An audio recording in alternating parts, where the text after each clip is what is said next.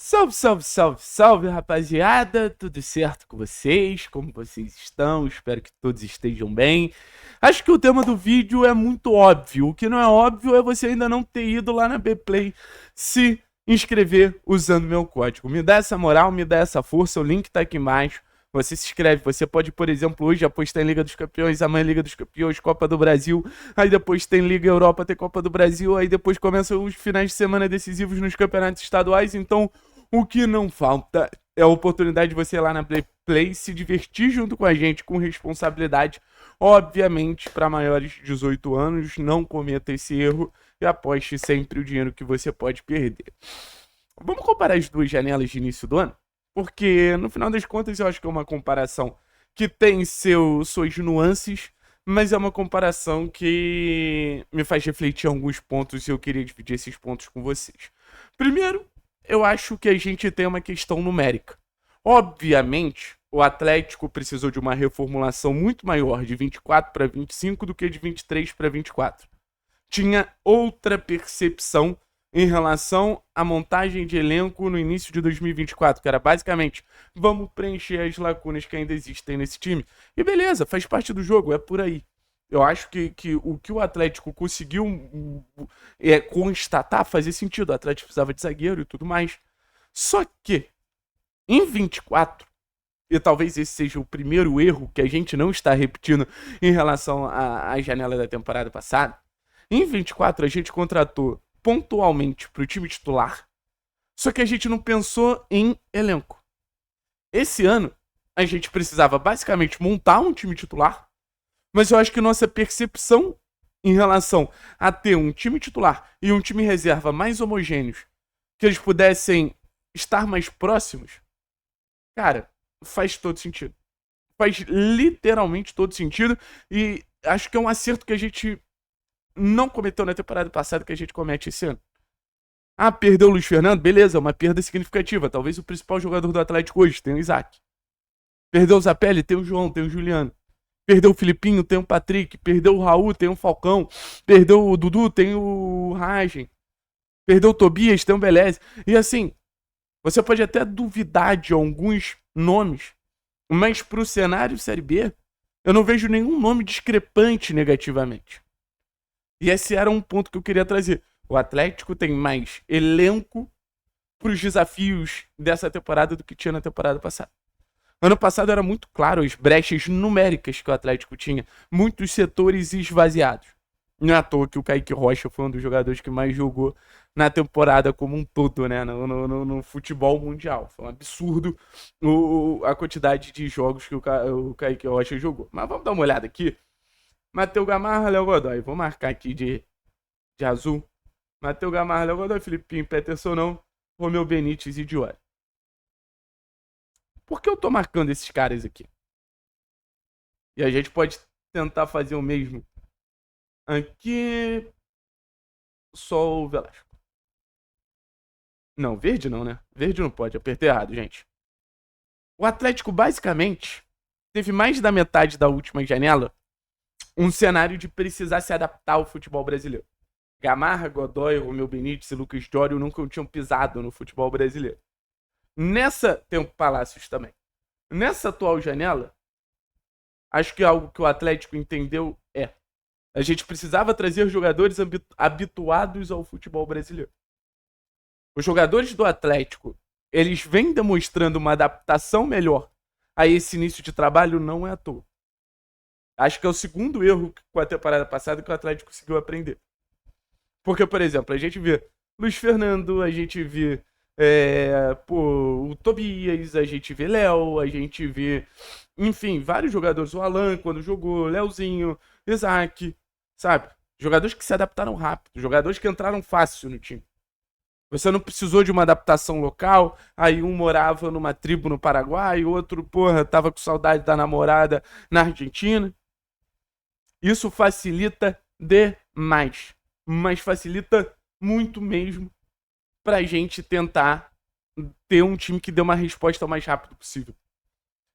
O time da temporada passada poderia até ter mais potencial. Mas até a gente desbravar esse potencial, existia um mundo. existia por uma distância muito grande. E o Atlético não tinha esse tempo, e como não tinha tempo, foi se enrolando, aí foi caindo um técnico, foi caindo outro, quando viu, tava numa uma bola de neve técnica. E assim, se você for parar pra pensar, em relação ao que esses caras entregaram no futebol brasileiro, Matheus Gamarra ou Tobias? Tem minhas dúvidas. Tem minhas dúvidas. Não sei se, por exemplo, o Gamarra ia conseguir trazer a segurança defensiva que o Tobias vem trazendo jogo a jogo. Léo Godoy, pra mim, entrega menos que o Dudu e Palácios. Pra mim, entrega menos que o Dudu e Palácios. Acho que nem precisa fazer a comparação de Peterson e Romeu Benítez, como, por exemplo, a gente pode fazer de Luiz Fernando, Isaac, Velasco e Leozinho. Discrepância muito grande. Aí você tem o Maestrano, o próprio Alan. Tava na frente do Maestrano. Então, assim, de entrega imediata, esses caras aqui, de 2024, que foram milhões de vezes mais caros, estão entregando menos que 2025. Nessa entrega imediata. Ao longo da carreira, os de 24 podem até ter um pouquinho mais de potência. Mas em 25 a gente está sentindo mais o gostinho dos reforços. Em 2025 a gente está sentindo mais o impacto dos reforços.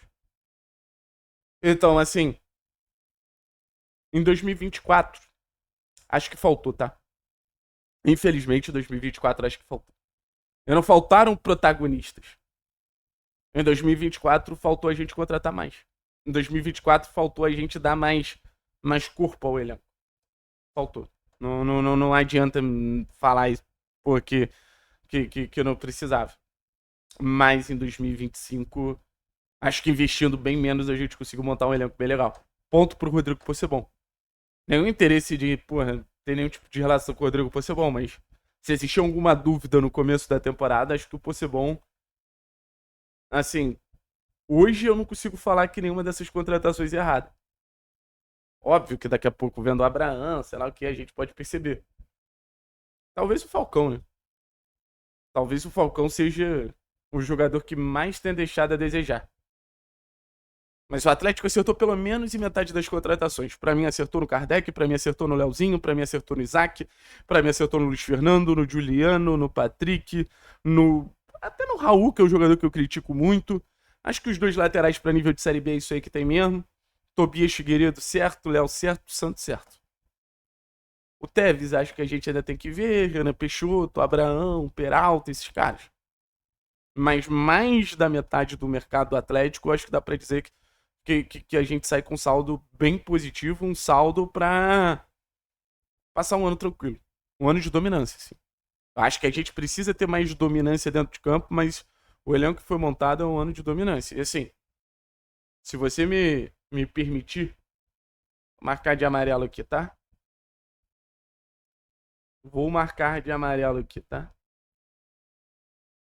Puta, vou botar o Palácios como um reserva, ok. Vou marcar de amarelo aqui. Os jogadores que eu acredito que podem estar numa Série A, caso desempenhem bem ao longo de 2025. Se você discordar de um ou concordar com o outro, pode comentar aqui, sem menor problema. Vou botar esses aqui. Pra mim, o Atlético tem Santos, Léo, Tobias Figueiredo, Palácios, Raul, Patrick, Luiz Fernando, Isaac e Velasco como jogadores que bem desenvolvidos, bem trabalhados, a gente pode contar na próxima temporada. E como é uma previsão, óbvio que, por exemplo, o Leozinho pode estar na próxima temporada se evoluir, o próprio Abraão, tem ouvido alguns elogios.